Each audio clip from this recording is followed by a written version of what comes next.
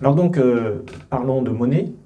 Et je voudrais commencer, avant d'aborder le fond des mystères, la nature et les mystères de la monnaie, je voudrais commencer par évacuer quelques mythes tenaces sur la monnaie, pour vous montrer d'abord quel est le raisonnement, en général, qui est tenu, très souvent qui est tenu, qu'on voit beaucoup sur YouTube, sur les réseaux sociaux, dans un certain nombre d'ouvrages également.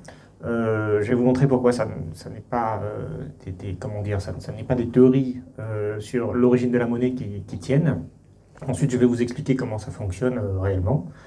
Et puis, à la fin, j'ouvrirai sur tout un ensemble de pratiques, de théories monétaires qui existent aujourd'hui et qui font débat.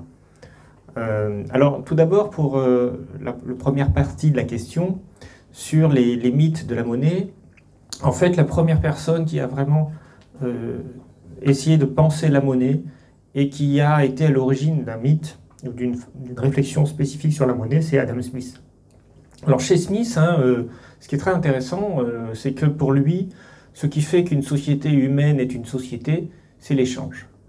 Il nous dit d'ailleurs très explicitement qu'on n'a jamais vu un chien échanger un os et dire ceci est à moi, je te le donne contre cela.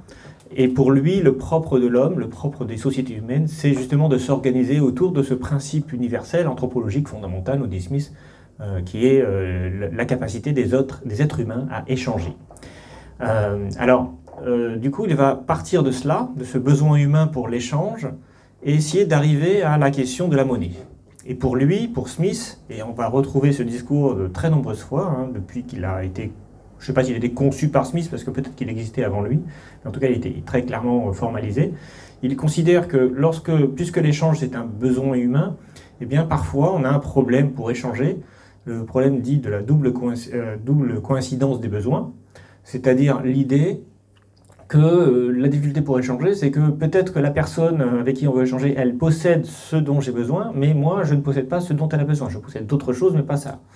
Et donc, dans ce principe fondamental de l'échange, Smith va nous dire, eh bien, il y a une marchandise qui va émerger, parce que justement, elle facilite l'échange, elle répond au problème de la double coïncidence des besoins, parce qu'elle sera utilisée comme une monnaie, c'est-à-dire je vais échanger d'abord, je vais faire un double échange, je vais d'abord échanger le bien que je possède contre cette monnaie, donc cette marchandise particulière qui va acquérir une valeur monétaire, et ensuite, puisque tout le monde a besoin de cette monnaie, eh bien je vais pouvoir facilement échanger cette monnaie contre le bien que je cherche. Donc en gros, je dois vendre, acquérir de la monnaie, et ensuite avec la monnaie dépenser pour acheter ce dont j'ai besoin. Et ça résout le problème de la double coïncidence des besoins. Alors quel type de marchandise peut avoir ce caractère monétaire, nous dit Smith, parce qu'il réfléchit, il dit de toute façon plein de marchandises peuvent avoir ce caractère-là. On sait que dans le Nouveau Monde, nous dit-il, on a des monnaies poissons, on sait que dans certaines peuplades c'était des monnaies coquillages, et que en fait on fait la monnaie avec ce qu'on a sous la main, quel que soit le matériel, pourvu quand même qu'il soit un peu durable. Donc le poisson, c'est du poisson fumé, c'est pas du poisson qui va pourrir en 3 jours, évidemment. Les coquillages, ils sont durables. Il faut qu'ils soient sécables, il faut qu'ils soient faciles à transporter. Voilà, il y a tout un ensemble de caractéristiques pour qu'une marchandise puisse servir d'unité monétaire. Et c'est vrai que l'une des plus importantes, c'est sa durabilité. Donc très vite, nous dit-il, je parle toujours au nom de Smith, c'est Smith qui parle, il dit très vite, on va s'apercevoir que ce qui est le plus pratique quand même comme monnaie, c'est les métaux, et notamment les métaux précieux, parce que comme ils sont précieux, ils ne vont pas rouiller, ils ne vont pas se détériorer avec le temps, ils vont rester comme ils sont. Et puis, les métaux, l'avantage, c'est qu'on peut les fondre, on peut les façonner un peu comme on veut, on peut avoir des petites unités monétaires ou des grosses unités monétaires, et puis en plus on peut avoir des métaux de différentes valeurs qui vont exprimer différentes unités monétaires. Donc il nous dit, encore une fois c'est Smith qui raconte, eh bien les hommes, pour faciliter l'échange, pour répondre à ce problème de double coïncidence des besoins, eh bien ils vont utiliser des métaux comme monétaires, comme signe monétaire, comme système monétaire, et ces métaux, ils ont une valeur intrinsèque, mais ils sont donc des marchandises classiques, mais c'est des marchandises qui vont acquérir une valeur supplémentaire par leurs caractéristiques monétaires. Et puis, alors, nous dit Smith toujours, il va y avoir un problème, c'est qu'on va chercher à s'accaparer ces métaux précieux pour l'échange, mais il peut y avoir de la triche, on n'est jamais sûr que ce morceau d'or n'est pas simplement recouvert d'une fine couche d'or. On a du mal il faut les peser pour savoir combien ils valent, et tout ça n'est pas très simple. Donc il va y avoir, l'État va s'accaparer ce principe de monnaie, hein, qui est inventé par les marchands, et va essayer de le normaliser en faisant des pièces de monnaie qui soient calibrées en poids et en valeur. C'est ce qu'on appelle le monnayage. Donc ça, c'est la première étape, hein, c'est là que l'État va intervenir. Et puis il va intervenir ensuite une deuxième fois, lorsqu'il va se dire, bah, finalement c'est très pratique cette monnaie, on va donc imposer l'usage de sa monnaie à lui pour les échanges. Donc ça veut dire que les gens ne pourront pas utiliser l'or et l'argent pour faire leur propre monnaie. Il y aura une seule monnaie, un monopole public, hein, de l'État pour organiser l'échange. Et puis il nous dit toujours, alors c'est pas Smith qui dit ça, c'est d'autres après lui, hein, qui disent mais l'État va tricher sur la valeur des pièces, puisque maintenant qu'il a le monopole, eh bien il va pouvoir rogner un peu les pièces, ou faire des pièces qu'il va vendre comme des pièces de tant de grammes d'or ou d'argent, mais en réalité il y aura moins de grammes d'or et d'argent. Il va faire ça pour des raisons de finances publiques, pour se financer lui-même. Et donc il va tricher. Et puis nous racontons encore, dans le cadre de ce mythe, eh bien au bout d'un moment, il va chercher à rompre tout lien réel entre la monnaie et les métaux précieux. C'est là qu'il va inventer, puis imposer, là aussi, l'usage d'une monnaie fiduciaire, une monnaie papier, et il va en confier aux banquiers la gestion et la capacité de créer cette monnaie. Il va y avoir une forme d'alliance de l'État et des banques, du système bancaire, pour finalement faire une monnaie qu'il contrôle, une monnaie détachée de toute marchandise, hein, de l'or et l'argent, c'est la monnaie d'aujourd'hui, qui en plus va être créée sous une forme tout à fait particulière qui est le crédit bancaire, et donc va créer de la dette et utiliser cette dette pour asservir les individus à cette monnaie.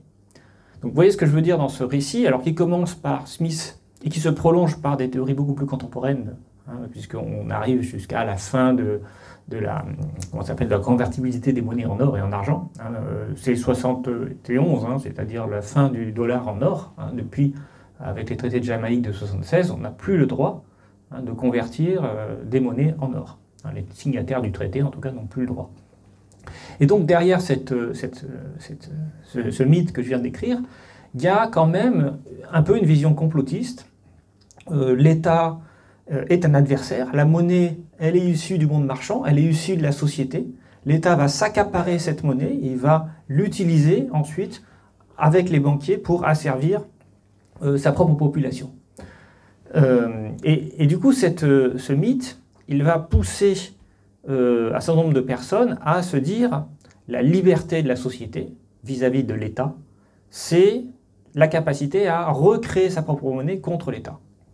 Et nous verrons que, par exemple, les crypto-monnaies, hein, et les partisans des crypto-monnaies ont complètement intégré cette mythologie dont je viens de parler et justifient la création de leur monnaie pour ces raisons-là. Il s'agit de se libérer du poids des États et du système bancaire et des banquiers. Parce que la monnaie est un outil d'asservissement par la dette. Parce que la monnaie ne peut pas être créée autrement que par la dette. Et donc ça pose un problème. Et vous allez voir qu'effectivement, la monnaie est créée par la dette, mais je vais développer cette idée-là. Alors il y a d'autres personnes. Les crypto-monnaies, c'est plutôt ce qu'on appelle des libertariens politiquement, c'est-à-dire des gens ultra-libéraux et plutôt à droite. Alors si vous utilisez la plateforme X, hein, Twitter, vous pouvez voir tout un ensemble parce qu'ils sont très bien organisés, hein, donc des gens qui vont, même sur LinkedIn, hein, j'ai eu affaire à des gens des fans de crypto-monnaies. Mais on a aussi des anti-crypto-monnaies qui vont tenir le même discours, donc qui sont plutôt à gauche, et qui disent que la création monétaire doit s'être réappropriée, hein, parce que le système aujourd'hui, il est fait que ce sont les banquiers qui créent la monnaie. C'est pas normal, il faut que la monnaie soit créée par le politique. Il faut demander à la Banque centrale de créer de la monnaie pour aider notamment la transition écologique. Parfois, il y a des gens qui disent pour financer le revenu universel, il faut il faut avoir un système de création monétaire qui ne soit pas soumis aux diktats des banques. Alors voilà, je vous ai exposé une théorie qui est très en vogue. Je pense peut-être certains d'entre vous ont déjà entendu parler de cette théorie. Je vais pas faire de suspense, hein, cette théorie est fausse. Cette théorie ne comprend pas les mécanismes fondamentaux de la monnaie. et je vais l'expliquer plus tard. Le deuxième élément, le deuxième mythe que je voudrais décrire, c'est le mythe du troc. Et en fait, qui est un peu lié au mythe d'avant. Le mythe du troc, c'est le mythe selon lequel, avant, et vous allez voir qu'il est nécessaire, ce mythe-là est nécessaire pour aborder le premier mythe. Avant l'existence de la monnaie, comment faisait-on pour échanger? Alors bien sûr, il faut bien comprendre que toutes les sociétés ne sont pas monétarisées. En fait, la monnaie, on sait, enfin la pièce de monnaie, on sait quand est-ce qu'elle a été inventée. Hein. Elle a été inventée en moins 600 avant Jésus-Christ, avant l'ère commune, en Turquie, en Anatolie à l'époque. Et elle s'est ensuite propagée dans le monde grec par la suite, et puis elle a été redécouverte, réutilisée dans d'autres sociétés, en Chine, en Asie, etc. Par contre, vous ne trouverez pas de monnaie des Indiens d'Amérique du Nord, parce qu'eux, ils n'utilisaient pas de monnaie. Hein. Donc encore récemment, il y avait des sociétés qui n'avaient pas l'utilité de la monnaie. Et donc la question qu'on se pose, c'est ces sociétés sans monnaie, comment elles faisaient-elles pour échanger? Parce qu'on est bien d'accord que l'échange fait partie des comportements anthropologiques de l'être humain. Alors, pour certains économistes, et pour ceux qui défendent le premier mythe dont j'ai parlé, avant la monnaie, il y avait le troc. C'est-à-dire que les individus échangeaient une marchandise contre une autre, librement. En fait, on faisait, nous dit-il, on faisait comme aujourd'hui avec de la monnaie, mais sans monnaie. Alors bien sûr, c'est moins pratique, d'où le fait que la monnaie était inventée pour rendre le troc plus pratique. Il y a dans cette mythologie l'idée que l'échange est toujours fondé sur une forme de proto-marché, c'est-à-dire que chacun a des besoins et va chercher chez l'autre la réponse à ses besoins en troquant. Alors l'intérêt du troc ici, c'est que c'est une relation commerciale, d'échange, instantanée. C'est-à-dire qu'on a un besoin, on va rencontrer la personne qui possède ce dont on a besoin, on va troquer avec elle, on va récupérer des choses et à la fin, on n'a plus besoin de garder des liens avec cette personne. Donc c'est-à-dire que c'est un échange totalement impersonnel qui répond simplement à un besoin ou à un intérêt qu'on peut avoir de posséder telle ou telle chose. Dans ce système de troc, il n'y a pas de confiance, parce qu'on échange de la main à la chose. Et donc, ce troc, en fait, il représente une forme de relation marchande sans monnaie.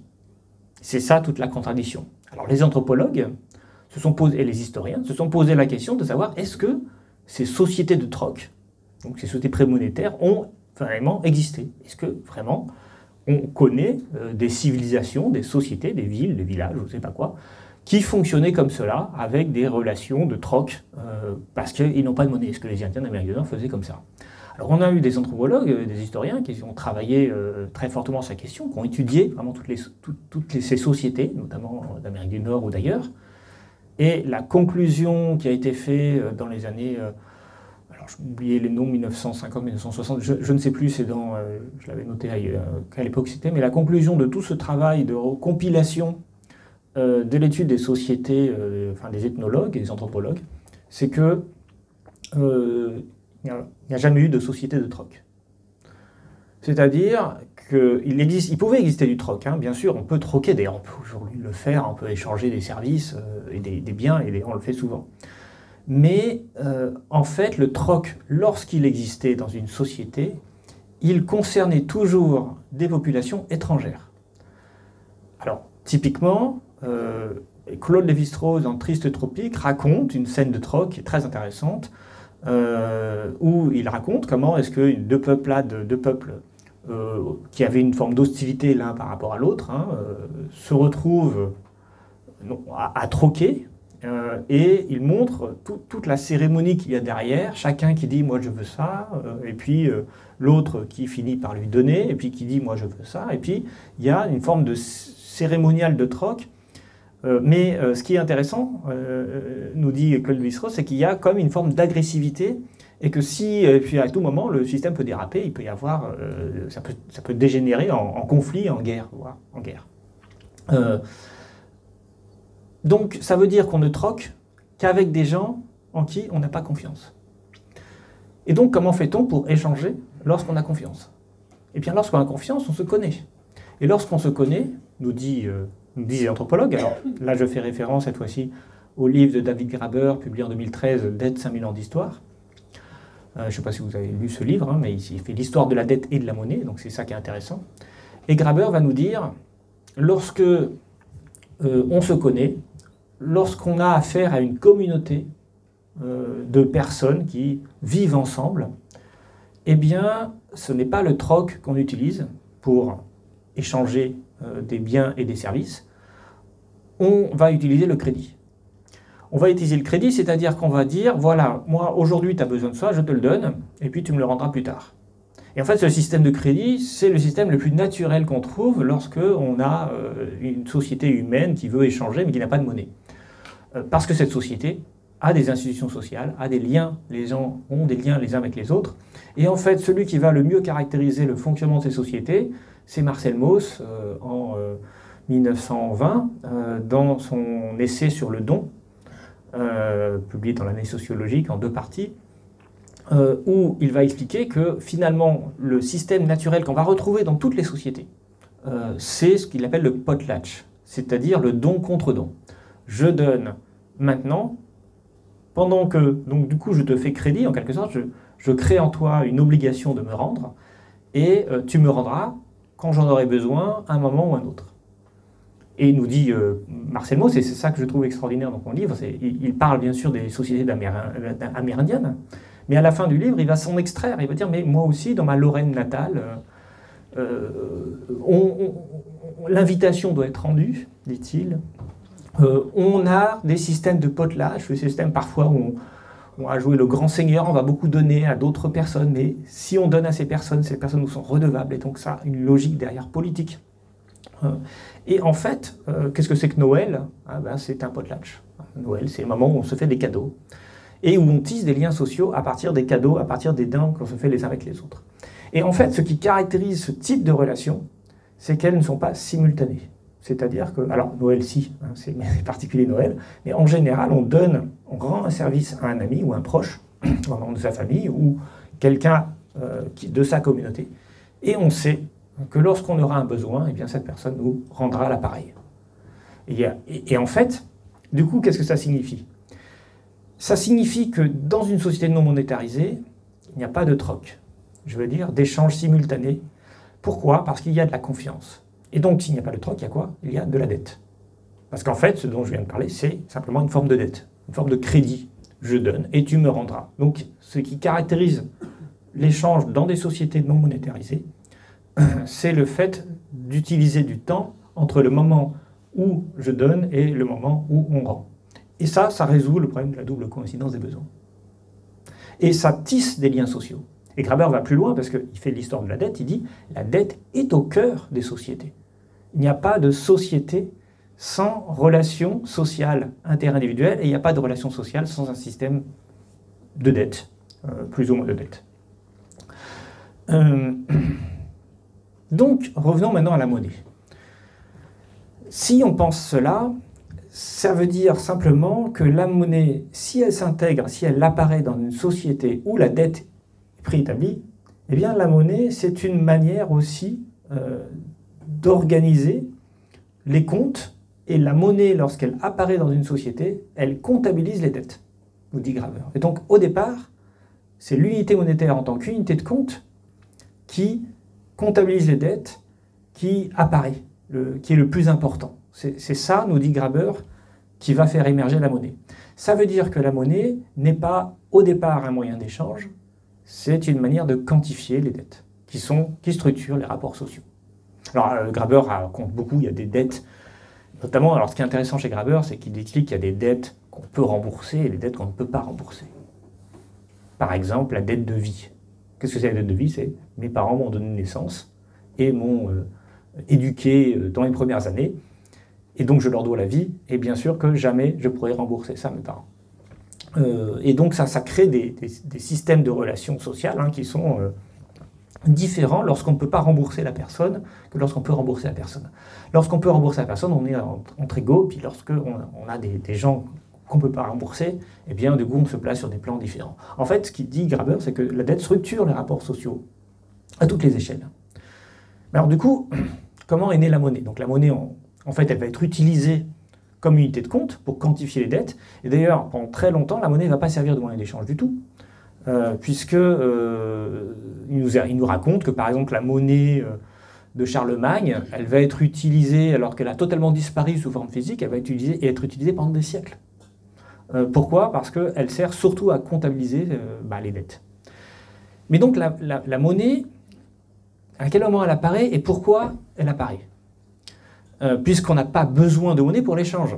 Et c'est ça qui rompt, vous voyez, le mythe du troc de Smith. C'est-à-dire que Graeber nous dit, mais en fait, des sociétés, il y en avait, par exemple, pensez à l'Égypte de l'Antiquité. Les pyramides, c'est il y a 4000 ans. Il y a 4000 ans, il n'y avait pas de monnaie. Hein.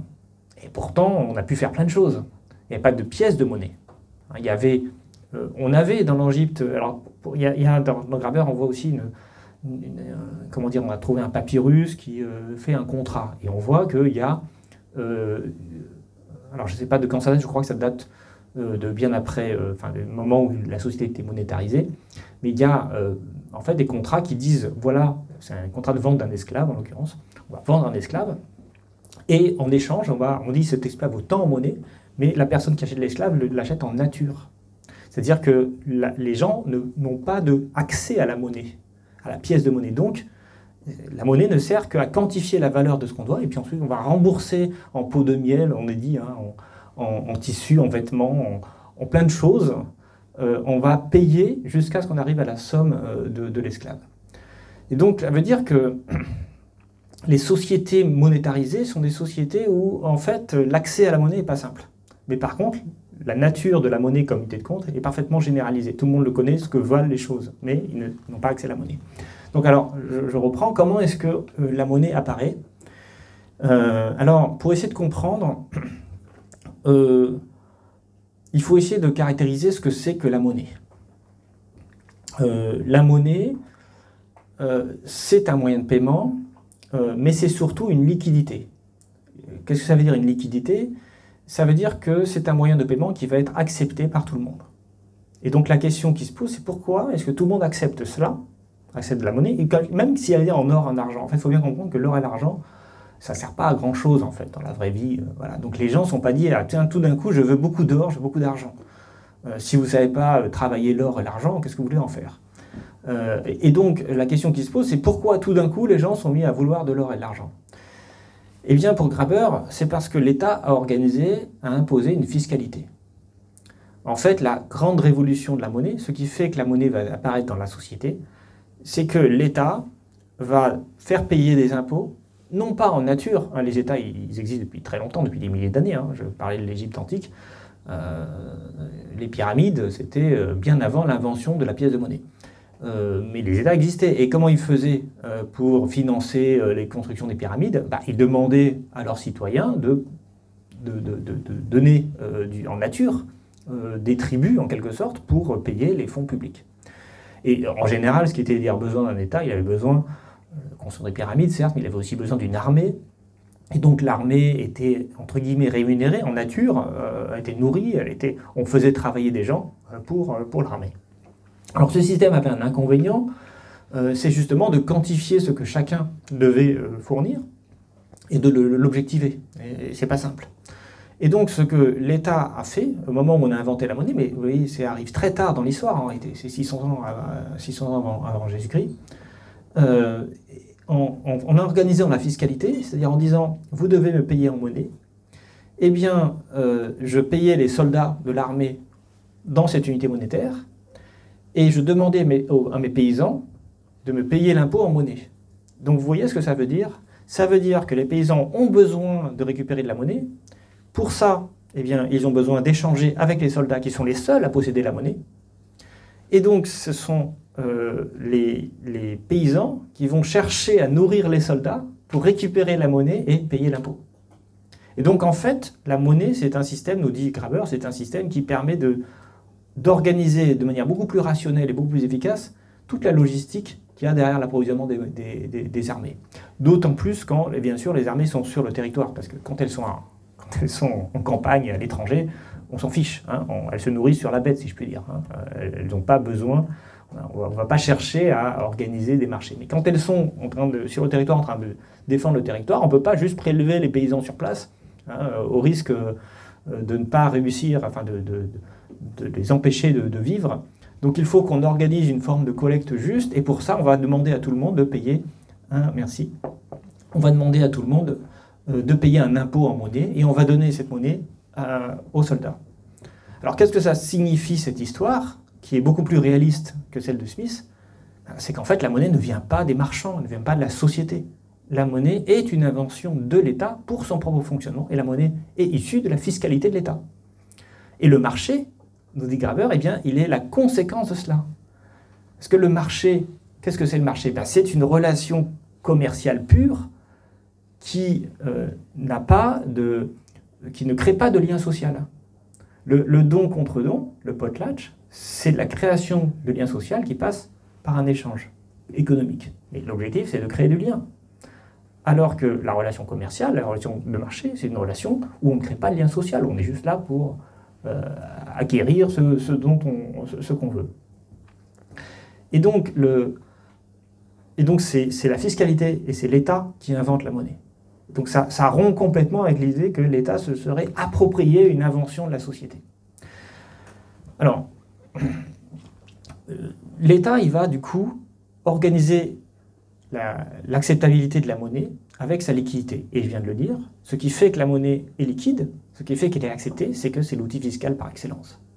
Et c'est par l'intermédiaire de la fiscalité qu'on va rendre la monnaie intéressante pour les gens. Et c'est la raison pour laquelle les États battent monnaie. Parce que, bien sûr, il faut être certain que la monnaie qui nous est rendue, et c'est bien celle qu'on a créée, pas celle du voisin.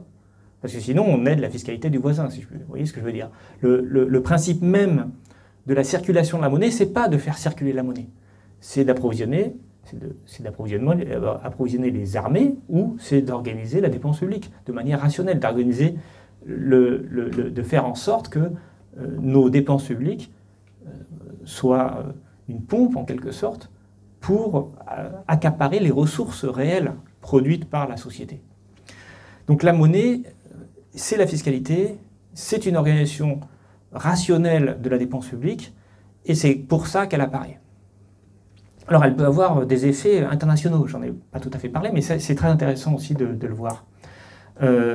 L'autre conséquence de la monnaie, c'est de payer d'impôts, mais c'est aussi de payer le tribut. Le tribut, c'est ce que payent les pays asservis par une puissance militaire.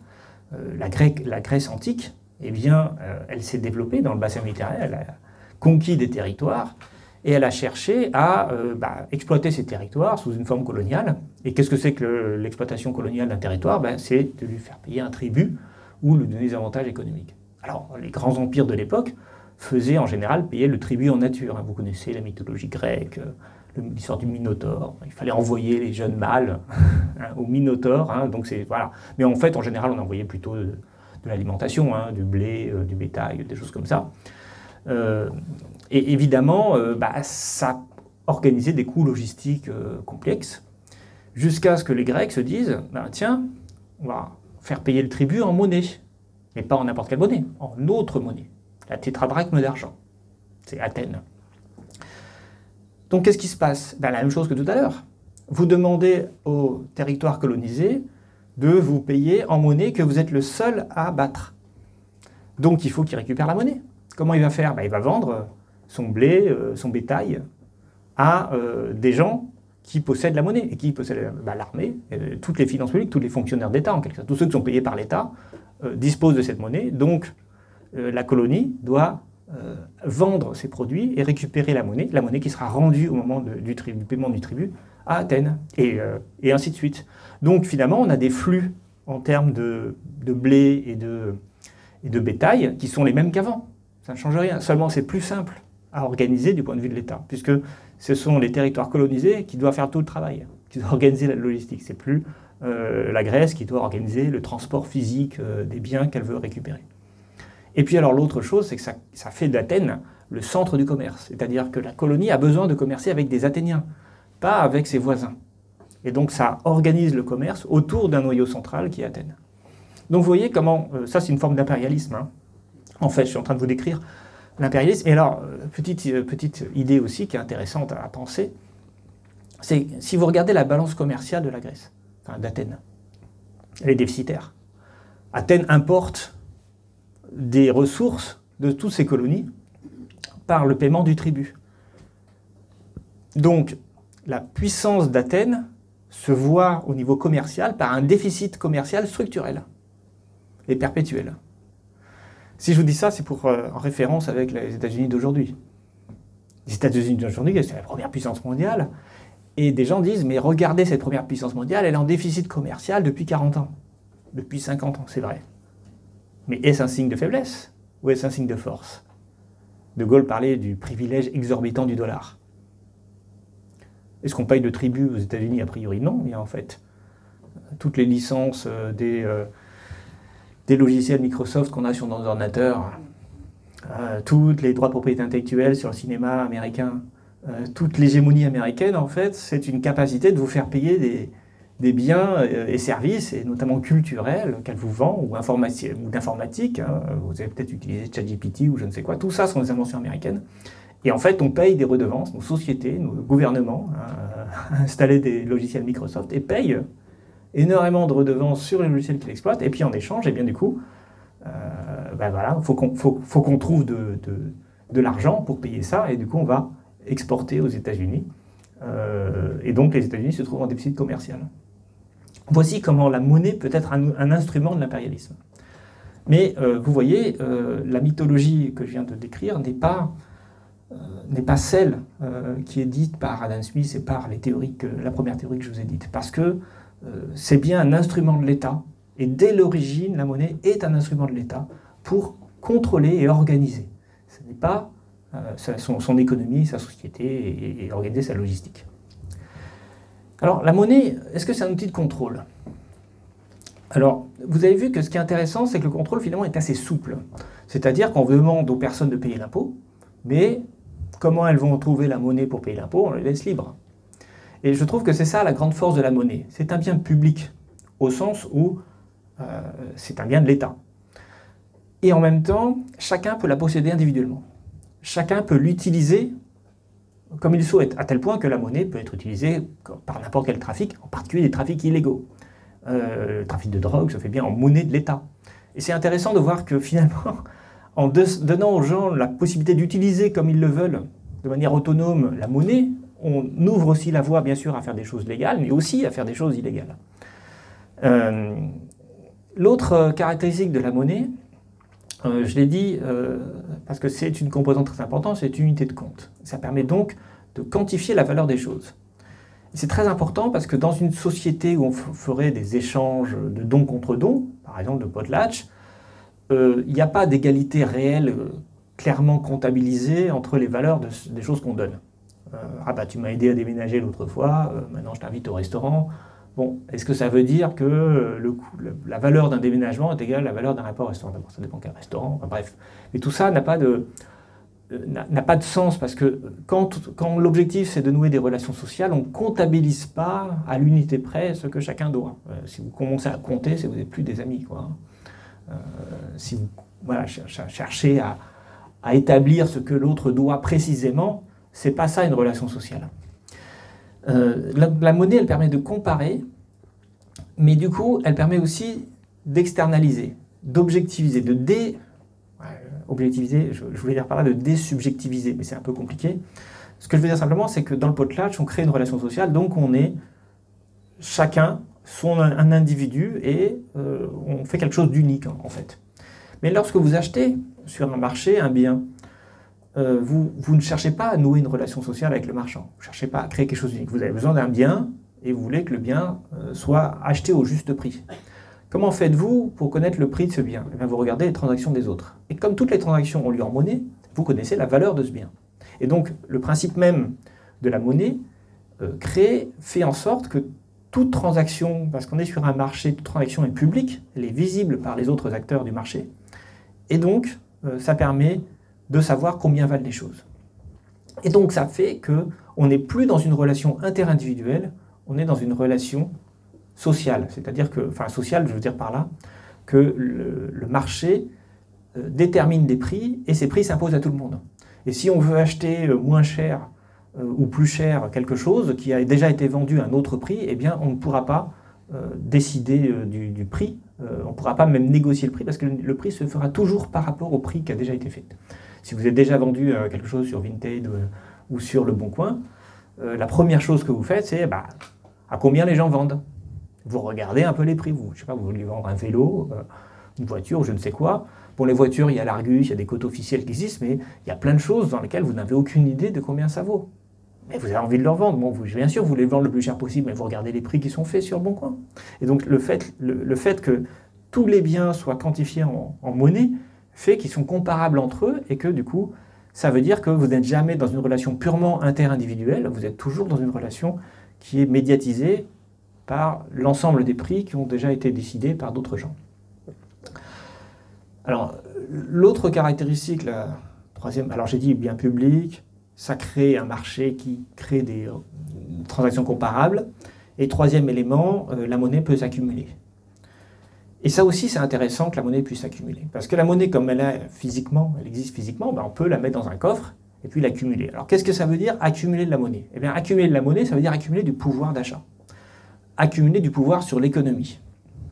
Et donc, la monnaie, c'est un droit à consommer, mais si on décide de la garder par-devers soi et de ne pas le dépenser, pour accroître son pouvoir économique et pour l'utiliser à bon escient, eh bien, on va se retrouver dans un problème, c'est que ça veut dire que la monnaie va s'arrêter de circuler. Et donc, il faut toujours plus de monnaie dans l'économie pour que les transactions aient lieu. Et deuxième problème, qu'est-ce que c'est qu'accumuler de la monnaie? C'est avoir vendu pour acquérir cette monnaie et avoir décidé de ne pas acheter avec cette monnaie. C'est-à-dire, en quelque sorte, épargner. Et en fait, la logique d'accumulation, c'est de la logique d'épargne. Mais si les gens commencent à vouloir épargner, eh bien, vous allez vite vous retrouver dans une situation où ça va devenir difficile de vendre. Puisque normalement, il y a autant de ventes que d'achats. Enfin, je veux dire, par définition, quand vous avez une transaction, vous avez d'un côté une vente et de l'autre côté un achat. Mais si les acheteurs se disent « mais moi, j'ai pas envie d'acheter maintenant, je vais me serrer un peu la ceinture, je vais garder ça pour plus tard, donc je vais accumuler de la monnaie », eh bien, ça va devenir difficile de vendre. Donc là, le troisième aspect de la monnaie, c'est que cette logique d'accumulation, elle va faire en sorte qu'on va se retrouver dans une crise structurelle des débouchés. Je veux dire, ça sera toujours plus compliqué de vendre que d'acheter. Et là, on vit dans une société où, de fait, vendre, c'est difficile. C'est pour ça qu'il y a la publicité, c'est pour ça que c'est comment dire, vendre, c'est un métier. Acheter, c'est moins un métier. Alors, je sais qu'il y a des acheteurs professionnels, je ne dis pas le contraire, mais clairement, voilà, faire le shopping, voilà, c'est plutôt un plaisir parce que quand on est consommateur, on est roi ou reine. Enfin bref, on est le chef, on a l'argent, donc on est en situation de supérieure par rapport à celui qui veut l'argent. Et ça, c'est la conséquence directe de cette logique d'accumulation qui apparaît parce qu'on a de la monnaie. Dernier élément sur la monnaie, alors parce que j'essaie de réfléchir sur ce que change la monnaie quand elle apparaît dans une société. Dernier élément, c'est l'usure. Alors, vous ne connaissez peut-être pas ce terme. Alors, l'usure, c'est un crédit qui est une relation inégalitaire, qui est fondée sur une relation inégalitaire. C'est-à-dire que c'est différent du crédit bancaire. Le crédit bancaire, c'est une relation à égalité, c'est une relation commerciale, classique. Mais l'usure, c'est une relation de domination d'un usurier sur la personne qui est dépendante. En fait, ce qui va se passer, c'est que la monnaie peut être utilisée, apparaître dans une société, être utilisée pour certains échanges, et puis d'autres échanges peuvent se faire de manière traditionnelle, non monétarisée. Mais ça, c'est au début, et en fait, ce qui va se passer, c'est qu'avec le temps, eh bien, la monnaie va s'imposer de plus en plus dans les échanges. C'est ce qu'on appelle la monétarisation. Et cette monétarisation, eh bien, elle peut devenir complète. Et lorsqu'elle devient complète, comme c'est la société d'aujourd'hui, on est dans une société entièrement monétarisée, ça veut dire qu'il n'est plus possible d'avoir la moindre transaction, en tout cas marchande, je veux dire professionnelle, sans qu'il y ait d'un côté au minimum de la monnaie en échange de ce que vous avez à vendre. Et ça veut dire que si vous n'avez pas de monnaie, vous n'avez plus accès à l'activité économique. Et l'usure est la conséquence de cela. C'est-à-dire que plus la monnaie se généralise dans une société, plus le fait de ne pas avoir de monnaie devient problématique. Et l'usure est donc la conséquence de la monétarisation complète d'une économie. Et ça, on l'a vu par exemple au moment de l'Empire romain, qui était une société entièrement monétarisée, dans laquelle les usuriers apparaissent, mais parce que si vous n'avez plus accès à la monnaie, vous ne pouvez plus rien faire. Alors, dernier élément de la monnaie, et qui est là aussi très important, la monnaie crée de la hiérarchie. Je vous l'ai dit, la monnaie comptabilise les valeurs. Et du coup, si la monnaie permet de comptabiliser les valeurs, et cette valeur devient objective, c'est-à-dire qu'elle est reconnue par tous, la valeur de votre maison, de votre voiture, des vêtements que vous portez, votre valeur.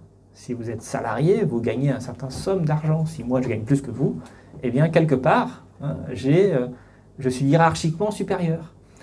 Je dis ça, mais je suis prof, hein. Soyons très modestes là-dessus. D'un autre côté, beaucoup ici sont retraités, donc peut-être. Non, ce que je veux dire par là, c'est que la monnaie, en quantifiant la valeur, eh bien, elle génère une forme de hiérarchie surtout. Hiérarchie entre les marchandises, celles qui valent cher, celles qui valent moins cher, hiérarchie entre les personnes, entre les fortunes, entre les revenus. Et en fait, ce qu'on va voir, c'est que qu'est-ce qui va établir cette hiérarchie? Qu'est-ce qui va dire ce que ça vaut, ceci par rapport à cela? Eh bien, c'est le marché. C'est le marché, hein, qui est la conséquence de l'apparition de la monnaie, qui va à tout moment réévaluer les rapports de force, c'est-à-dire réévaluer les valeurs, et donc créer des hiérarchies. Et il va y avoir des choses très intéressantes. C'est qu'on sait bien, nous, tous d'ailleurs, que les vraies valeurs, ce n'est pas la valeur monétaire. Alors vous connaissez la pub célèbre de Rocard Mastercard. Tout ça s'achète, mais le temps passé avec son fils, ça ne s'achète pas.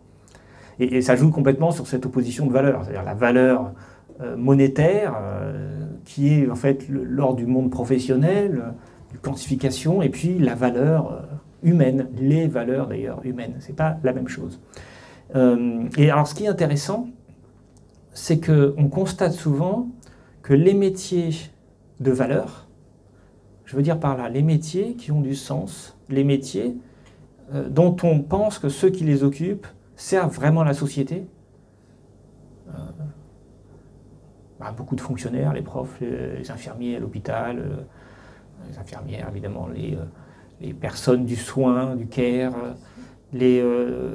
voilà, certains métiers artistiques qui ont du sens, parce que quand on est un artiste, voilà, quelque part on fait un métier qui fondamentalement a du sens, et bien tous ces gens-là sont moins bien payés. Comme si les valeurs compensaient la valeur.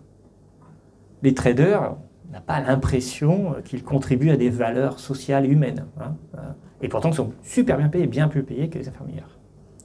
Et donc quelque part, c'est comme si, voilà, quand on quantifie la valeur des choses, on va dire, mais toi tu fais un métier utile, alors bon, du coup on va moins te donner des salaires. Parce que tu es déjà heureux du métier que tu fais. Parfois on s'aperçoit aussi que payer quelqu'un pour quelque chose, ça dévalorise le sens citoyen de ce qu'il fait. On a parlé des expériences, alors ces expériences sont contradictoires. Mais ça dépend des sociétés justement. Vous savez que parfois, on a besoin de dons du sang. Et donc des gens se sont dit, rémunérons les gens qui donnent leur sang, comme ça on aura plus de donneurs. Et en fait, ce qui s'est passé, alors, c'est pas systématique, parfois ça va dans un sens, parfois ça va dans l'autre, ça dépend des sociétés. Mais dans certaines sociétés, et notamment en France, lorsqu'on paye les donneurs de sang, eh bien il y a moins de dons de sang. Pourquoi? Parce que quand on donne son sang, c'est un acte citoyen. Et on n'a pas envie d'être payé pour ça, parce que sinon ça dénature le caractère citoyen du don qui est fait. Et là on retrouve sur les questions de potlatch, de dons gratuits. Ça a une valeur précise, le don gratuit. Et quand on commence à monétariser des choses, eh bien, le sens se transforme, et donc la société du monétaire n'est pas la même chose que la société en général, et que les rapports sociaux. Alors ce qui est intéressant, c'est que ça veut dire que notre économie est aujourd'hui entièrement monétarisée, mais nos valeurs, elles, ne sont pas entièrement monétarisées, et notre société reste marquée par tout un ensemble de valeurs non monétaires, et dans ce cas-là, lorsqu'on introduit de la monnaie, eh bien, on casse la relation. Alors je ne parlerai même pas des relations sentimentales, de l'amour. Si vous payez, c'est que ce n'est pas de l'amour. C'est-à-dire que là aussi, et on a bien les deux extrêmes en même temps. Et la différence entre les deux extrêmes, c'est le paiement. Le paiement rompt la relation sociale gratuite, qui est au cœur des rapports sociaux et des rapports humains. Donc vous voyez les mystères de la monnaie, la nature de la monnaie, c'est pour ça que je me suis un peu étendu là-dessus, je ne sais pas combien j'ai de temps d'ailleurs, vous m'arrêterez quand je ne suis pas sûr d'arriver au bout, hein, c'est une très longue conférence, mais peu importe, vous m'arrêterez. Le fait d'introduire de la monnaie dans une société, ça change la société. Et c'est ça que j'ai essayé de vous expliquer. Ça n'est pas juste un outil pour commercer, c'est beaucoup plus profond que cela, et en même temps la société, elle change. Quand les rapports sociaux sont monétarisés, hein, et en particulier, un truc très simple qu'on peut comprendre, c'est la différence entre vie professionnelle et vie personnelle. On fait tous la distinction entre les deux. C'est-à-dire qu'au travail, on est comme ça, on a des types de relations, avec ses amis, dans sa famille, on a d'autres types de relations. Et ça fait partie de la stabilité d'une personne, en fait. La monétarisation, elle professionnalise directement. Et donc, elle détruit le sentiment, ou elle nécessite souvent une forme de prise de recul. Alors bien sûr, je dis ça en même temps, quand on fait un métier qui a du sens, justement, on n'est pas sans sentiment derrière. Et ça fait partie souvent du plaisir du métier. Mais on est obligé de garder une forme de rationalité. Moi, par exemple, je vous vois mes étudiants, alors que je pourrais les tutoyer dans un autre contexte. Mais comme j'ai une relation de prof à étudiant, et que c'est le travail, et que je ne veux pas qu'il y ait de confusion, eh bien, je vous vois systématiquement mes étudiants pour marquer la distance nécessaire dans une relation de type professionnel, de prof à étudiant. Donc les sphères de vie sont organisées autour justement de la monnaie. Parce que si je parle de monnaie, bien sûr je ne fais pas payer mes étudiants, mais je suis payé pour ça, et le rapport, c'est quand même un rapport professionnel. Je voudrais maintenant aborder un autre élément, une autre caractéristique, une autre facette de la monnaie, c'est les formes de monnaie.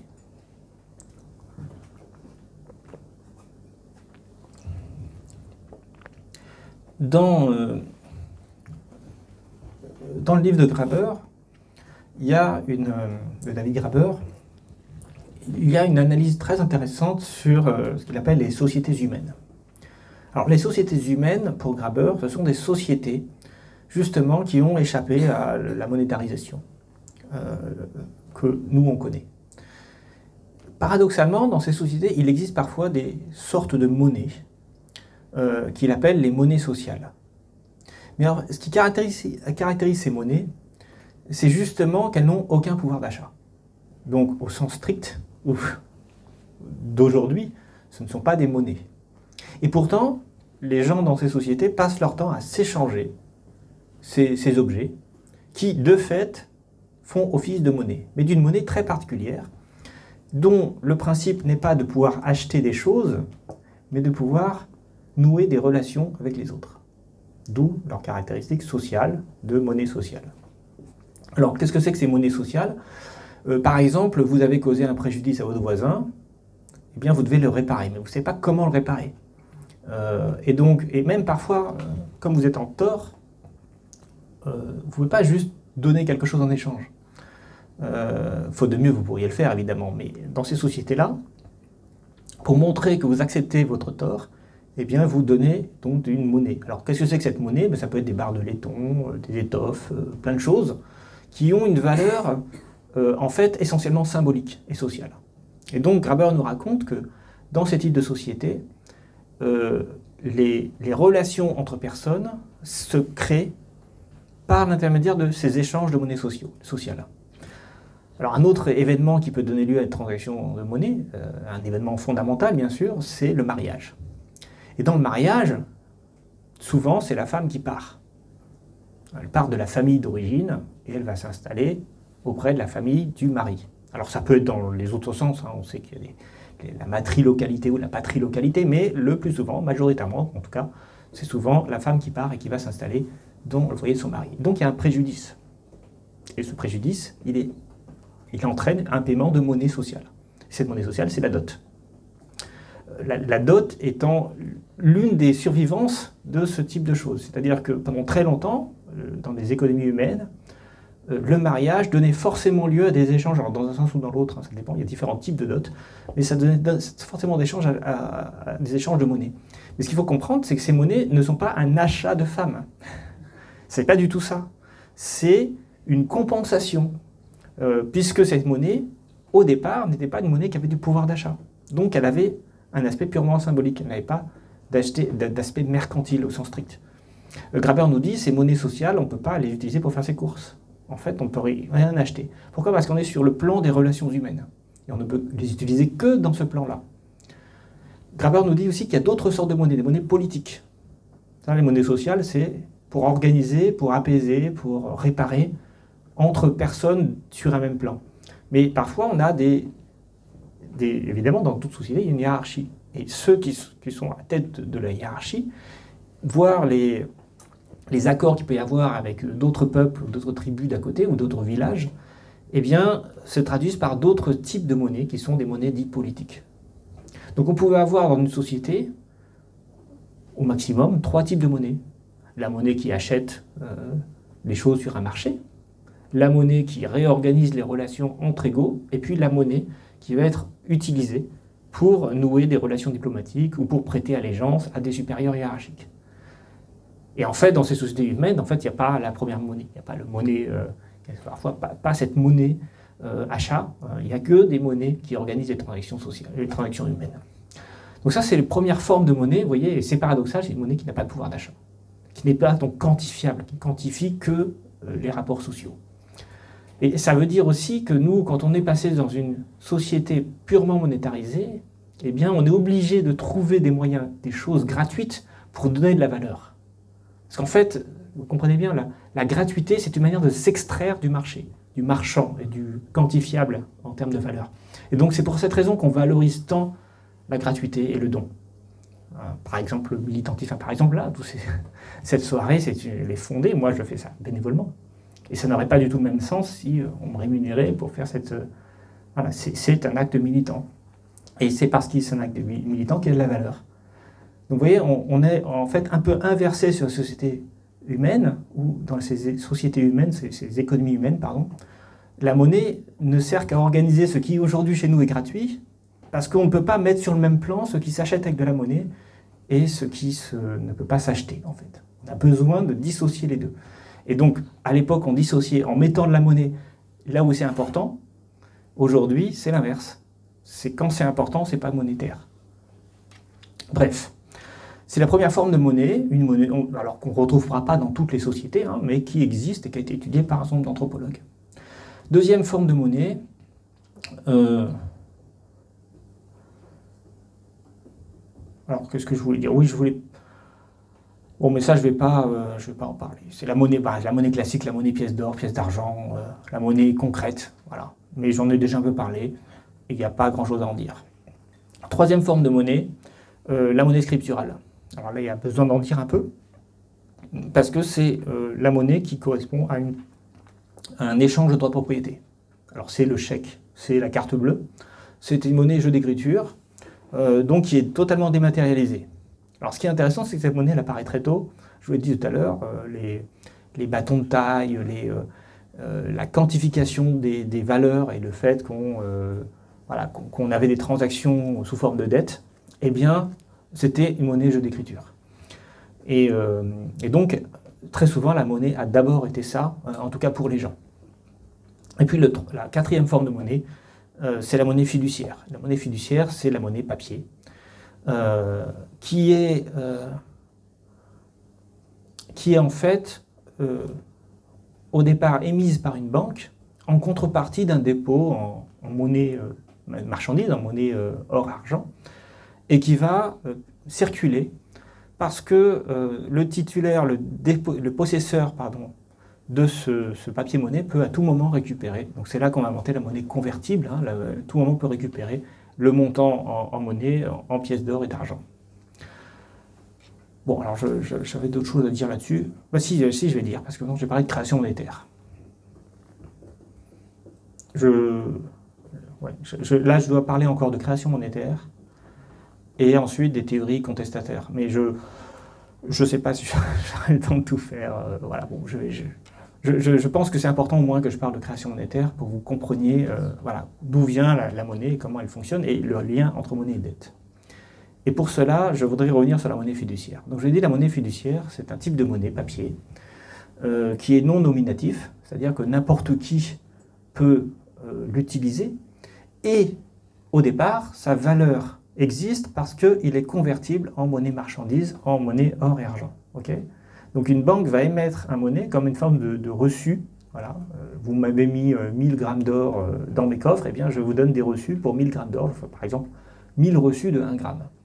Et ça veut dire qu'à tout moment, vous pouvez me rendre le reçu, et je vous rends l'or que vous avez déposé.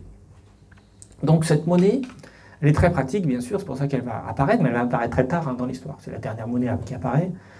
Apparaît au XVIe, XVIIe siècle. Alors en Chine, elle apparaît bien avant, mais en Europe occidentale, elle va apparaître plutôt au XVIIe siècle. Et cette monnaie, on peut se dire a priori qu'elle est vraiment fondée sur quelque chose de réel, qui est le stock d'or. C'est-à-dire que la valeur du papier-monnaie existe parce que dans la banque, il y a des stocks d'or en réserve. Néanmoins, à un moment donné, il va nécessairement y avoir plus de valeur en papier-monnaie que de stock d'or dans la banque. Alors en général, quand on dit ça, la première réflexe des gens, c'est de dire bah, c'est parce que c'est un banquier, c'est un voleur. Donc il a subtilement accaparé une partie de l'or qu'il était chargé de garder. Et donc, c'est pour ça qu'il ne faut pas mettre de l'or à la banque. La valeur fiduciaire, donc d'ailleurs ça vient de fiduciaire, ça vient de confiance, de fidus, hein, confiance, eh bien, elle est la conséquence justement de cette...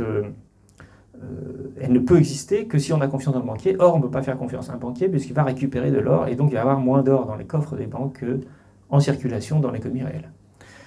Et bien là aussi, je suis obligé de vous dire que ce n'est pas exactement ça qui se passe. Par contre, il est vrai qu'à un moment donné, il y aura toujours plus de papier-monnaie que d'or dans les coffres.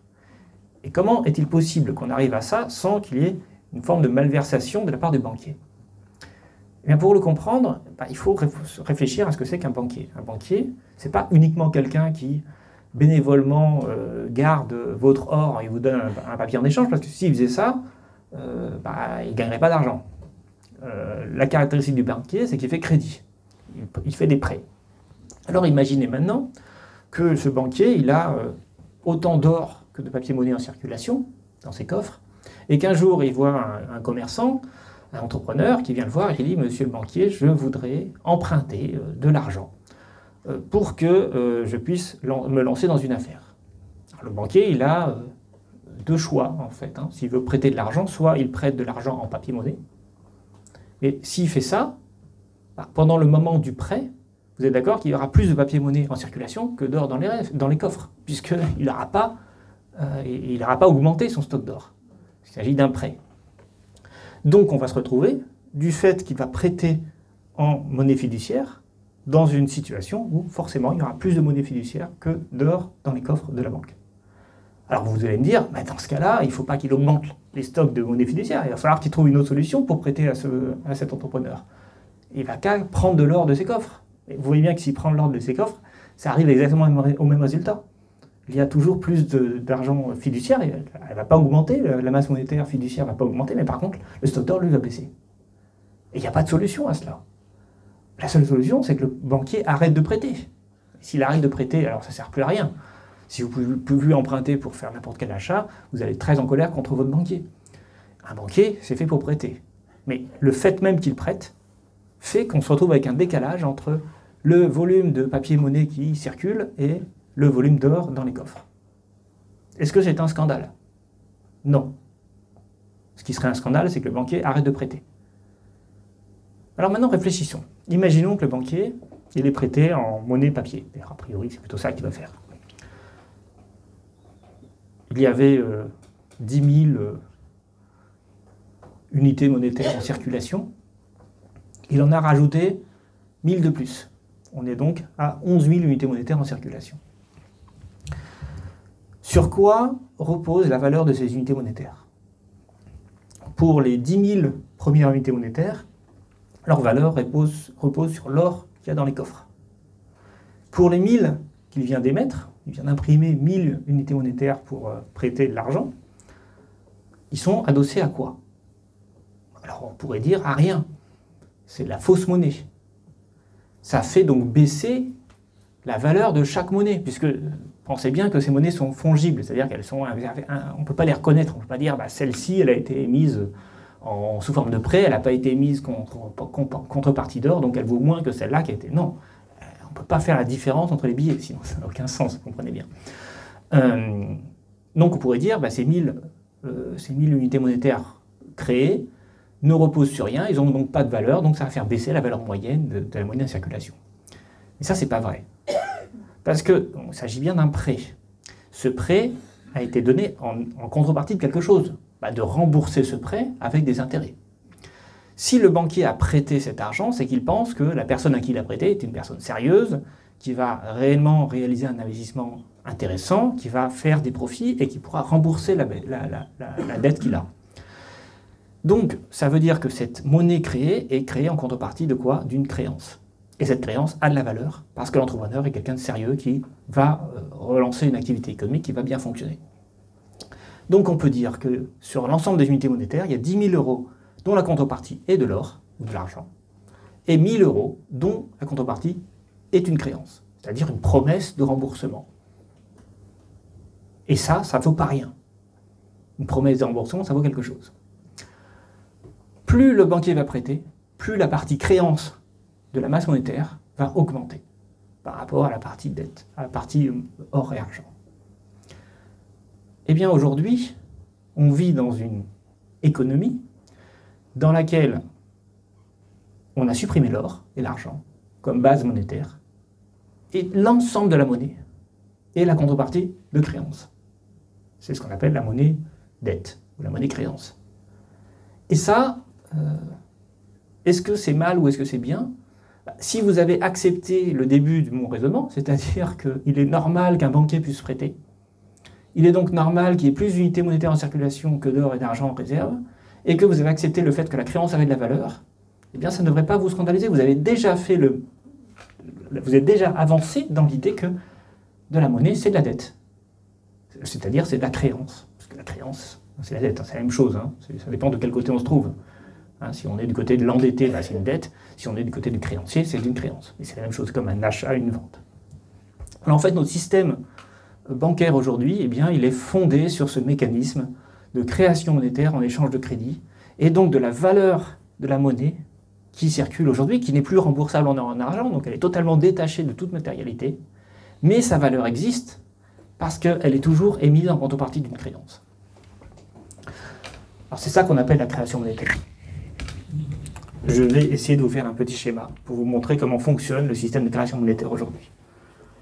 Alors, je ne sais pas si vous allez bien voir au tableau. Je vais monter. Alors, je ne sais pas si ça tourne toujours là. Oui, bon, ça va, parce que tout à l'heure... Vous êtes coupé un peu au nombril. Oui, bah, je suis tout... Ça veut dire qu'il me voit jusque-là, c'est ça? Ouais, à peu près. Bon, bah, alors du coup, il faut que je fasse mon graphique ici. Alors, ce que je voulais vous montrer, c'est comment fonctionne le système bancaire aujourd'hui. Alors, il y a deux manières de le présenter, soit de haut en bas, soit de bas en haut. Je propose de commencer par le bas. C'est-à-dire qu'on a des banques, ici, banque 1, banque 2, banque 3, voilà. Ces banques, eh bien, elles vont prêter de l'argent. Donc on va voir ici, je vais changer de couleur, on va voir ici de l'argent qui va circuler en échange d'une créance. Donc on va avoir des entreprises, des ménages, des administrations. Donc ça, c'est l'économie réelle, dans lesquelles chacun va acquérir de la monnaie pour dépenser.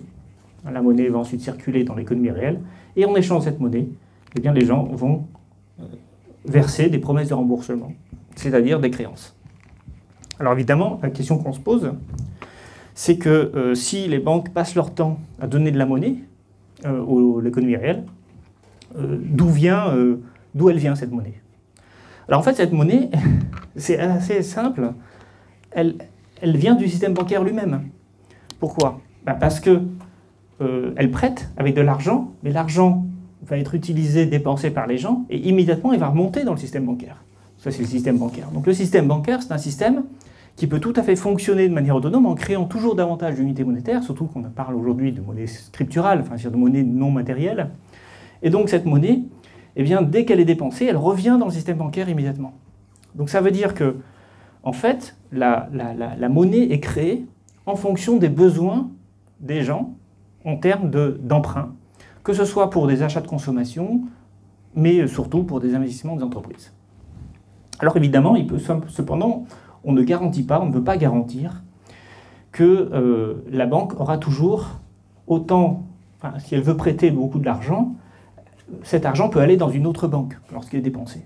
Et donc il y a parfois des déséquilibres qui se font entre les banques. C'est-à-dire qu'il y a des fois, à la fin de la journée, cette banque a beaucoup payé, cette banque a beaucoup reçu, et celle-ci n'a plus d'argent. Et donc il y a des mécanismes qui vont fonctionner entre les banques, c'est le marché interbancaire, qui va faire en sorte que si une banque se trouve à court de liquidité, va pouvoir emprunter auprès des autres ou prêter auprès des autres à un taux d'intérêt très faible, puisqu'il s'agit d'organiser des transactions au jour le jour. Alors ici, il faut comprendre un truc, c'est que lorsque vous faites une transaction entre un agent économique et un autre, vous voulez faire acheter ou vendre, eh bien, il faudra que, si vous n'êtes pas dans la même banque que la personne à qui vous achetez ou vous vendez, eh bien, il faudra qu'il y ait une transaction symétrique entre les banques. Parce que, en fait, votre compte est débité et le compte de l'autre est crédité. Et donc ça veut dire une transaction entre les banques. Mais évidemment, ces banques ne font pas des transactions à chaque fois. Elles comptabilisent ce que chacune doit à l'autre et à la fin de la journée, eh bien, elles reversent le solde. C'est la raison pour laquelle, en général, quand vous payez par virement bancaire, le solde n'apparaît que le lendemain. Et parfois, le surlendemain, parce que la banque, elle touche l'argent d'abord et elle vous le crédite le jour d'après, pour gagner un peu d'argent, pour avoir plus de liquidité pendant quelques temps. En gros, ça vous empêche de refaire tourner cet argent. Alors, selon les banques, ça peut être, en général, même dans la norme, c'est 24 heures après, quoi. Hein, c'est après la transaction. Alors aussi parce que les banques font des soldes entre elles, hein, il y a besoin de comptabiliser ce qu'on appelle la compensation. En fait, on compense, on ne fait pas chaque transaction, on fait juste le solde de toutes les transactions de la journée. Bon, et puis parfois, il y a une banque qui se retrouve à la fin de la journée avec plus assez de liquidité, et donc elle emprunte aux autres sur le marché interbancaire. Et là, il y a un problème qui peut se passer, c'est que les banques ne sont pas obligées de se prêter les unes et les autres. Parfois, une banque n'a pas envie de prêter à une autre parce qu'elle n'a pas confiance dans cette banque. Et dans ce cas-là, ça peut entraîner la faillite de la banque et du coup, la perte des dépôts de tous les clients de la banque. Il faut savoir que si une banque fait faillite, tous les déposants perdent leur argent. Pourquoi ? Parce qu'un dépôt, c'est un prêt à la banque. Et ça, évidemment, c'est une catastrophe. Si c'était comme ça, le système n'est pas comme ça, eh bien, vous pourriez avoir peur qu'un jour, les autres banques se liguent et puis décident de ne plus prêter à celle-là, qui du coup se retrouve à court de liquidité, et vous ne pouvez plus payer avec vos cartes bleues, même si vous avez un solde positif sur votre compte bancaire. Il n'y a pas une garantie ? Eh bien si, il y a une garantie. Merci de suivre. La garantie, c'est la Banque centrale.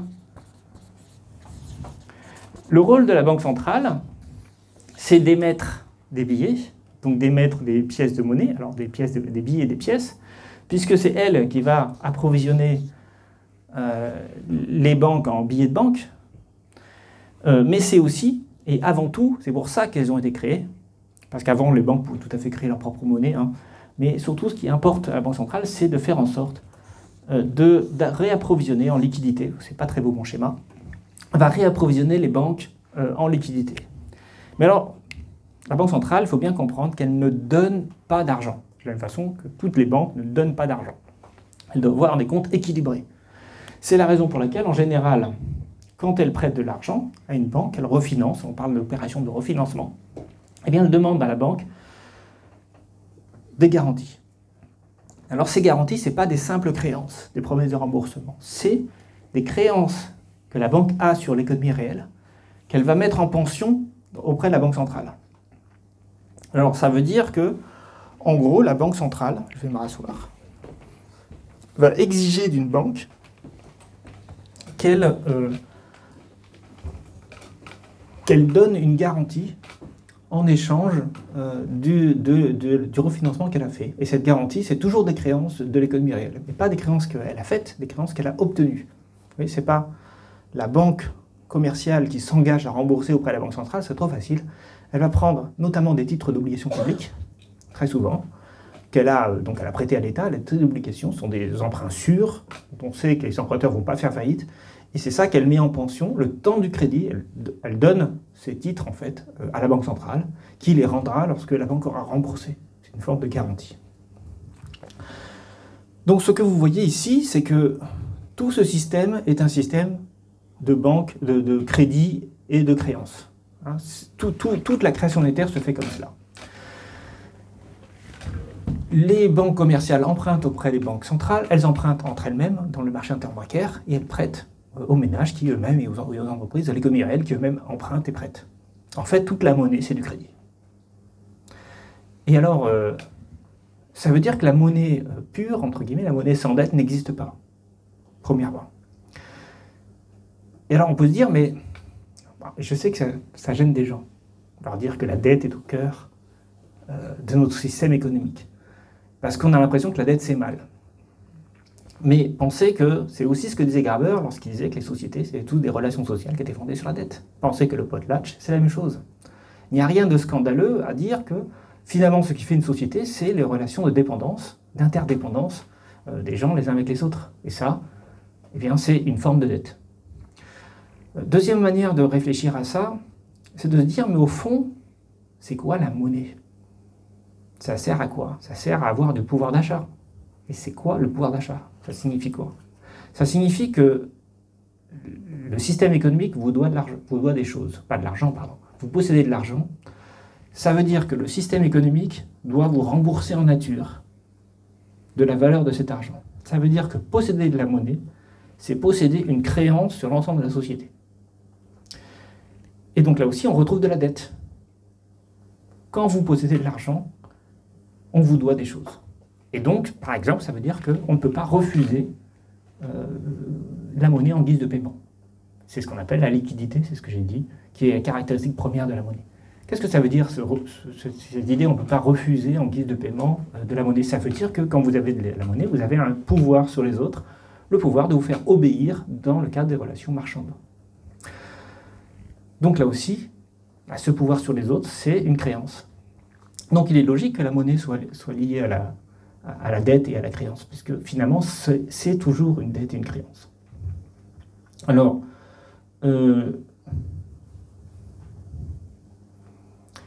oui, deuxième idée, là aussi qui est contre-intuitive, qui perd beaucoup les gens, la banque centrale ne peut pas créer de la monnaie. Ce n'est pas un organisme de création monétaire. Pourquoi? Parce que la banque centrale, elle ne fait que rembourser les banques, elle ne fait que refinancer les banques. Les seuls qui peuvent emprunter auprès de la banque centrale, ce sont les banques commerciales. Or, les banques commerciales ne sont pas des agents de l'économie réelle. Ça veut dire que la monnaie qui circule entre les banques centrales, enfin la banque centrale et les banques commerciales, c'est ce qu'on appelle la monnaie centrale, de la monnaie qui ne revient jamais dans l'économie réelle. Prenons un exemple pour essayer de vous le démontrer. Vous pouvez dire, oui, mais le billet de banque que j'ai, il a bien été émis par la banque centrale. Mais est-ce que ça veut dire que le billet de banque que vous possédez, il a été créé comme sous forme de création monétaire? Est-ce qu'il est à l'origine d'une création monétaire? Eh bien, reprenons le raisonnement. Vous avez une banque centrale qui va demander à l'imprimerie nationale de lui imprimer des billets. Alors, très souvent, quand on parle de création monétaire, on aime bien, dans les journaux télévisés, vous montrer la planche à billets. Voilà. La planche à billets, c'est l'opération de création monétaire. Bon. Mais cette monnaie, pour que ça soit monnaie, il faudrait que ça soit utilisable dans les dépenses. C'est-à-dire qu'il faut que... On est d'accord que la monnaie, c'est ce qui est utilisable pour les achats. Quand la monnaie est à l'imprimerie nationale, elle n'est pas utilisable pour les achats. Personne ne peut l'utiliser pour acheter un truc. Où est-ce qu'elle va après? Elle va dans les distributeurs ou dans les coffres des banques. Quand elle est dans les distributeurs, elle n'est pas utilisable pour des achats. Elle devient utilisable pour des achats lorsque vous retirez de l'argent dans un distributeur ou auprès de votre banquier. Mais à ce moment-là, il va se passer quelque chose, c'est qu'on va vous donner plus de monnaie liquide, de papier monnaie, monnaie fiduciaire, mais on va vous enlever le même montant sur votre compte, vous savez bien. Ce qui veut dire que vous n'êtes pas plus riche quand vous avez retiré de l'argent, vous avez juste changé, converti votre monnaie scripturale en monnaie fiduciaire. Mais vous voyez, qu'à aucun moment dans le processus, il y a plus d'argent dans l'économie. Le papier-monnaie ne crée jamais plus d'argent dans l'économie. Il est toujours donné en échange de monnaie scripturale. Donc à quel moment la monnaie apparaît? De la nouvelle monnaie, je veux dire, apparaît dans l'économie. À un moment où un emprunteur emprunte auprès de la banque. Alors qu'est-ce qui se passe à ce moment-là? L'emprunteur, il va demander, mettons, 100 000 euros pour acheter une maison. Le reste, il avait sous forme d'apport initial. Il demande 100 000 euros. Que se passe-t-il? La banque lui prête 100 000 euros. Alors, du point de vue de la banque, elle perd 100 000 euros. C'est-à-dire qu'elle enlève 100 000 euros de ses réserves en liquidité. Parce qu'une banque a toujours un compte banque centrale. Donc elle a l'impression d'avoir prêté au sens strict. C'est-à-dire qu'elle a perdu de l'argent et elle a donné 100 000 euros à quelqu'un. Alors elle ne fait pas ça pour rien, elle fait ça parce qu'ensuite elle récupère ces 100 000 euros avec les intérêts au fur et à mesure du remboursement de l'emprunt. Mais le système bancaire, lui, ne perd pas 100 000 euros. Parce que ces 100 000 euros, qu'est-ce qu'ils vont faire? Ils vont immédiatement être utilisés pour un achat immobilier, et donc ils vont atterrir dans les poches des gens, et donc ils vont revenir immédiatement dans le système bancaire. Donc à la fin, il y a 100 000 euros de plus dans le système bancaire. Il y a 100 000 euros de moins dans le compte de la Banque centrale, mais ce compte de la Banque centrale, auprès de la Banque centrale, eh bien, ce n'est pas de la monnaie, je l'ai dit, puisque c'est la monnaie centrale. C'est la monnaie qui n'est pas utilisable pour les achats. Maintenant, par contre, il y a 100 000 euros en plus dans le compte de la personne qui a vendu la monnaie et qui peut utiliser cet argent pour les achats. Et donc, ça veut dire que cette opération de crédit bancaire, elle a rajouté 100 000 euros dans l'économie. Et donc, c'est ça, une opération de création monétaire. Et ça veut dire que, logiquement, la monnaie est créée au moment du crédit bancaire. Est-ce que c'est la banque qui crée la monnaie? Ça aussi, on l'entend souvent. Eh bien, je ne suis pas d'accord avec cette analyse. C'est le crédit bancaire qui crée la monnaie. La banque ne peut pas créer la monnaie comme ça. Elle ne peut pas dire, tiens, j'ai besoin de payer mes salariés, c'est compliqué, je vais créer la monnaie puis je vais payer mes salariés comme ça. Elle ne peut pas faire ça. C'est pour ça que les banques font faillite d'ailleurs. Si toutes les banques pouvaient créer de la monnaie comme elles voulaient, elles ne feraient jamais faillite. Mais les faillites bancaires, il y en a plein. Qu'est-ce qui se passe dans une faillite bancaire? Simplement, le total des actifs est inférieur au total du passif, donc des emprunts de la banque, et la banque emprunte aux autres banques et à la Banque centrale. Donc elle peut se retrouver en situation de faillite. Mais surtout, elle ne peut pas créer de la monnaie pour elle-même. Elle ne peut créer de la monnaie que dans une opération de crédit, pour une entreprise, un ménage ou une administration. Donc il est aussi vrai de dire la banque crée de la monnaie que de dire les ménages créent de la monnaie. Parce que les deux, c'est dans l'accord entre ménage et banque, entre emprunteur et prêteur, que la monnaie est créée. Donc c'est le crédit bancaire qui crée la monnaie, ce n'est pas les banques.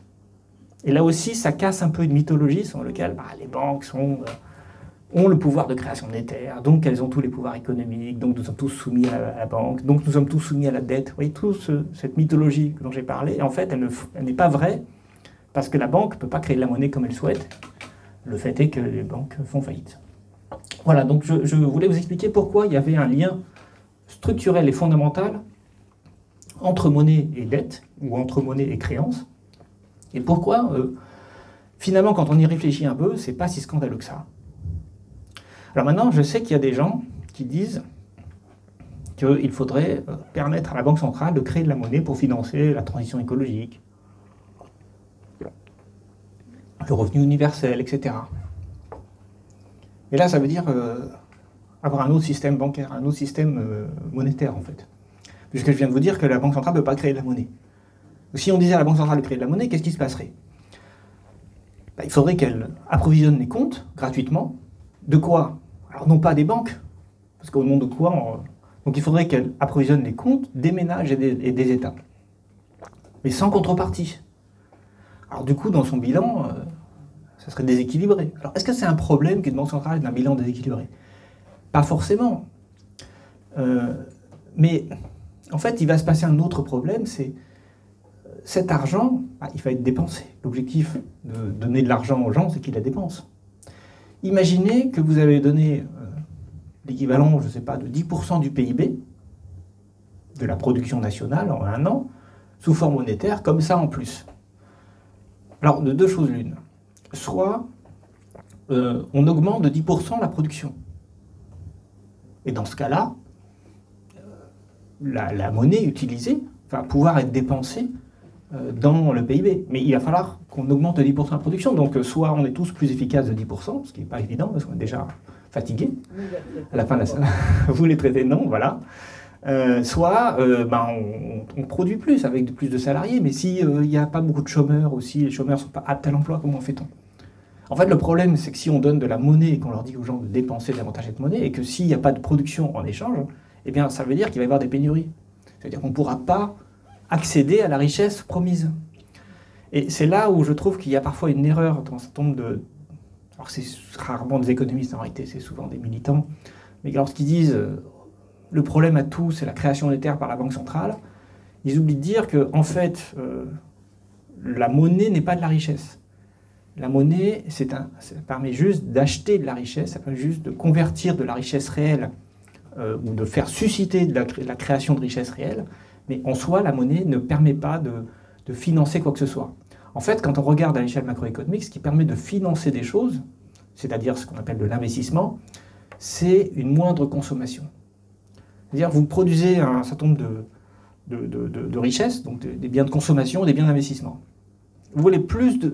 Et vous avez des heures de travail pour ça, hein, d'accord ? Vous avez une activité économique réelle qui permet de produire soit des biens de consommation qui vont bénéficier donc aux ménages, soit des biens de production, des usines, des machines, qui ne vont pas profiter aux ménages, hein, mais qui vont permettre de produire les objets qui vont profiter aux ménages. Donc, si vous avez un PIB constant, qui n'augmente pas, et vous voulez faire plus d'investissements, notamment pour financer la transition écologique, parce que qu'est-ce que c'est la transition écologique? C'est la rénovation des bâtiments, c'est l'électrification, donc le changement de machines, de tout un ensemble de systèmes productifs. Et ça veut dire créer plus de machines électriques pour mettre à la décharge toutes les machines thermiques. Et bien ça, si vous voulez à PIB constant produire plus de ces machines, il va falloir baisser la consommation. Et donc, c'est coûteux pour les ménages. Et donc vous pouvez dire, je crée de la monnaie pour financer ça, mais ça ne résout pas le fond du problème. Il faut qu'il y ait plus de gens qui produisent des biens de production et moins de gens qui produisent des biens de consommation. Et puisque forcément, on ne peut pas tout faire. Et donc ça montre les limites de ceux qui disent la création monétaire doit être faite par la Banque centrale et regardez, elle va résoudre tous nos problèmes de financement. Ils oublient que l'économie, c'est derrière la monnaie, il y a toujours une activité économique réelle, c'est-à-dire des heures de travail qui sont utilisées pour produire des choses. Voilà, donc j'avais à parler des monnaies locales, des monnaies hélicoptères, la théorie moderne de la monnaie, mais je ne peux pas parce qu'il est déjà 22h05 et que je pense que vous êtes tous un peu fatigués. Normalement, ça devait à peu près se terminer à ce moment-là et j'aimerais aussi qu'on puisse échanger un peu pendant 15-20 minutes. Donc je vais m'arrêter là, merci beaucoup.